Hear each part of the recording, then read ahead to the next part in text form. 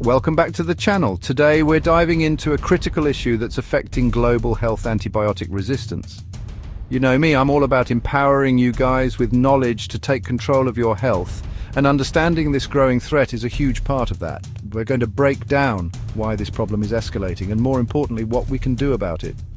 Because the truth is, this isn't just about bacteria and antibiotics, it's about protecting the future of healthcare as we know it.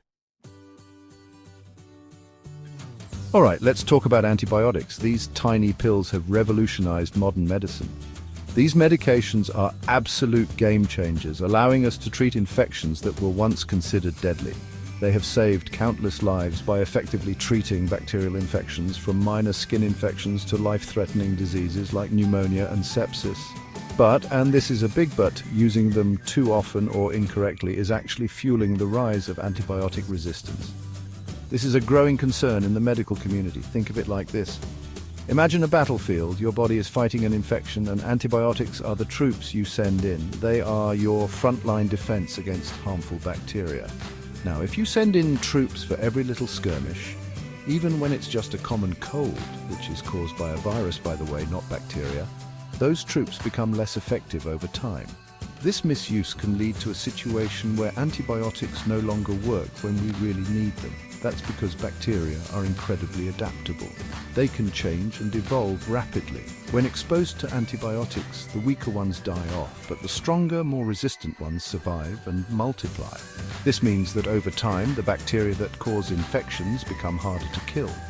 It's natural selection in action. The bacteria that survive are the ones that have developed resistance to the antibiotics. This overuse isn't limited to humans either. Antibiotics are also widely used in agriculture. The widespread use of antibiotics in livestock farming, often to prevent disease in crowded conditions rather than treating sick animals, is a major contributor to the problem. This practice can lead to the development of resistant bacteria that can be transferred to humans through the food chain. These antibiotics can end up in our food and water, creating even more opportunities for resistance to develop and spread. It's a complex issue that requires a coordinated effort to address, involving healthcare providers, patients, farmers, and policymakers.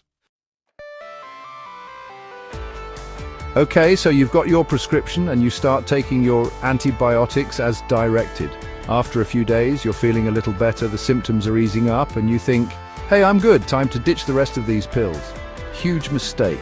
Not finishing your prescribed course of antibiotics is one of the biggest drivers of resistance. Remember that battlefield analogy? Imagine calling your troops back before they've completely secured the area. Those lingering bacteria, the ones that were tough enough to survive the initial onslaught of antibiotics, are now free to regroup and multiply. And guess what? They're even stronger now, having learned how to fight off those antibiotics.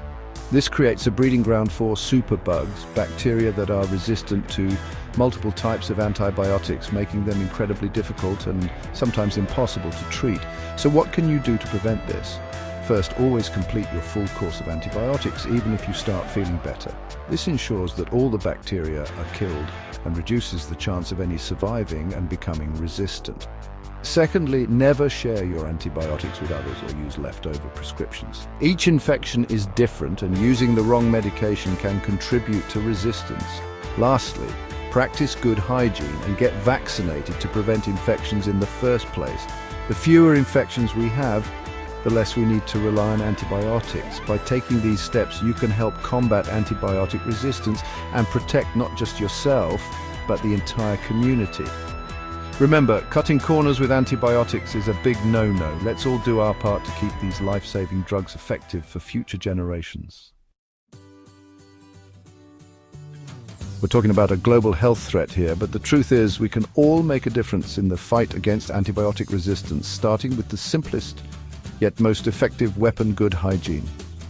It's not just about keeping yourself clean. It's about creating a barrier that stops harmful bacteria in their tracks. Every time you wash your hands, you're not just protecting yourself, but also those around you. Washing your hands thoroughly with soap and water, especially after using the bathroom, before eating, and after touching potentially contaminated surfaces, is crucial. This simple act can drastically reduce the number of germs you come into contact with, and after being in public places, is non-negotiable.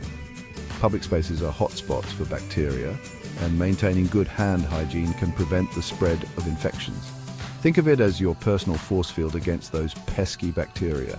Teaching children the importance of hand washing can instill lifelong habits that contribute to overall public health. And don't forget about covering your mouth and nose when you cough or sneeze.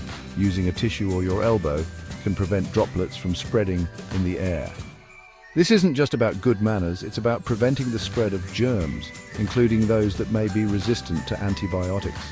Hand sanitizers can be a good alternative when soap and water aren't available. In healthcare settings, this becomes even more crucial. Healthcare workers are on the front lines and must adhere to strict hygiene protocols to protect themselves and their patients.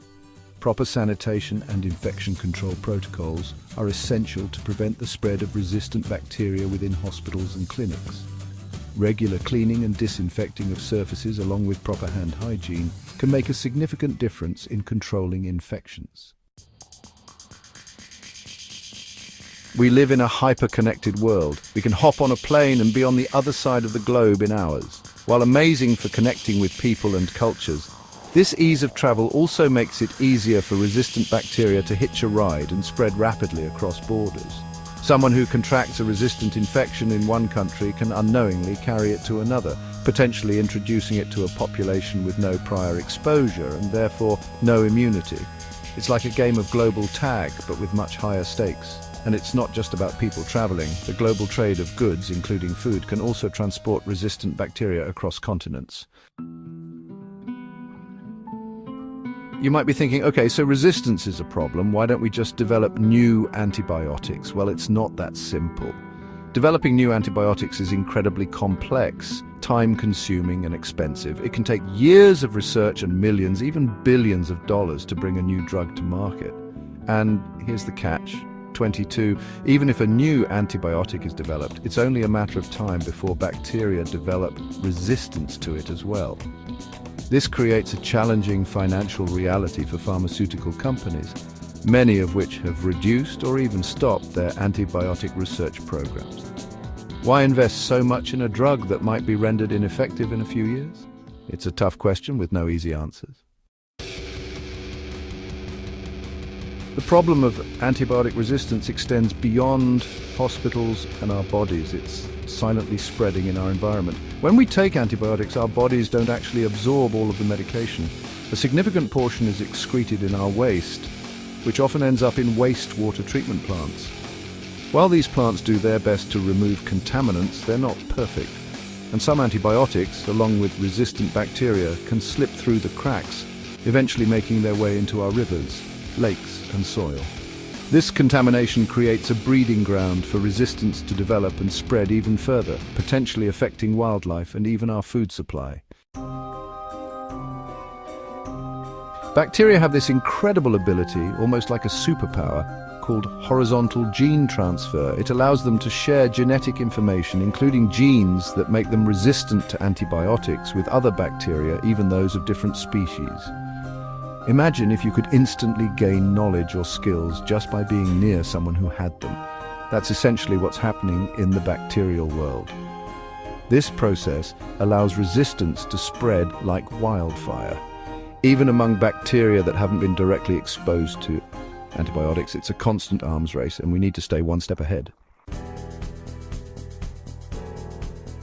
Antibiotic resistance is a complex and urgent problem that requires immediate action from governments, healthcare providers, industries, and individuals worldwide. We need stricter regulations on antibiotic use in both healthcare and agriculture, increased investment in research and development of new antibiotics and alternative treatments, and a global commitment to infection control and prevention measures. But it's not just up to the big guys to fix this. We can all make a difference in our daily lives. By understanding the issue, being responsible with antibiotic use, practicing good hygiene, and staying informed, we can all contribute to the fight against antibiotic resistance.